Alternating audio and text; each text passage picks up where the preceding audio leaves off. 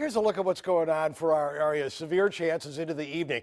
Bruce was just telling me that we're going to rename the Don Slater Memorial Weather Center when I die. They'll bury me underneath the floor here. Anyway, take a look at what's going on. Bruce is just walking past.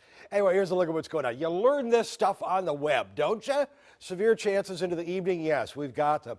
But once we get past about 8 o'clock, chances of rainfall and chances of severe thunderstorms really settle on down. I think we'll still see some rain, certainly. But we're watching these areas from Charlotte on up through about Winston-Salem toward the Raleigh-Durham area, right on into here. This is where we've seen the warnings during the latter part of the afternoon and into the evening hours. So again, we'll watch this real carefully. The actual colder air is way on off into West Virginia, but that'll drop on through later on. Here's where things are, 7 o'clock in the evening. Watching for these areas dancing eastward during the evening hours, the early evening hours. By 11 o'clock, I think things should wind down considerably. Now we go into the day on Thursday. Everything is quiet there. Now we go into Friday, and there's our Friday morning. There's another cold front dropping on through. This one will really have the colder air with it. Now, it's going to cool off tomorrow. It'll be in the 50s, around 60 degrees. It'll really cool off for the day coming up on Friday. This is our Friday afternoon.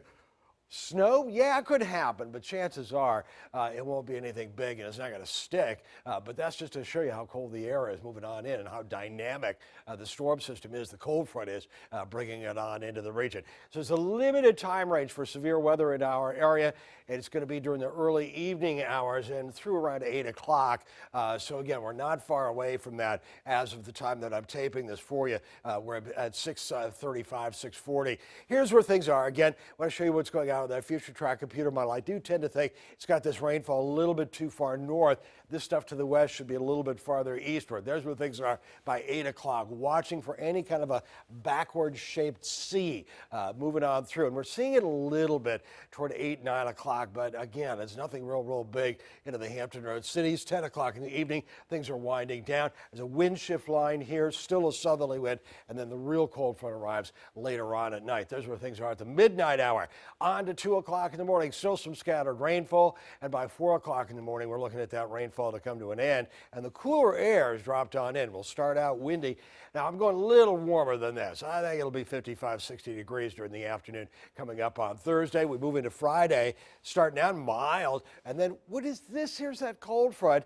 And again, this forecast model has a little bit of snow with it. Other forecast models do not. They're not quite as dynamic with this, dropping in some snowfall. But you know, 35, 38 degrees, 39 degrees. So if a little bit of snow does drop out of the clouds, it's going to melt on contact, obviously, after the warm weather we've had. During the evening hours, yep, good chance of showers and thunderstorms. As the nighttime hours wear along, that chance of rain diminishes considerably. Be a high temperature in the upper 50s and low 60s to around 60 coming up by 3 o'clock on Thursday. 55 again, late day showers and thunderstorms, possibly mixed with a little bit of snow.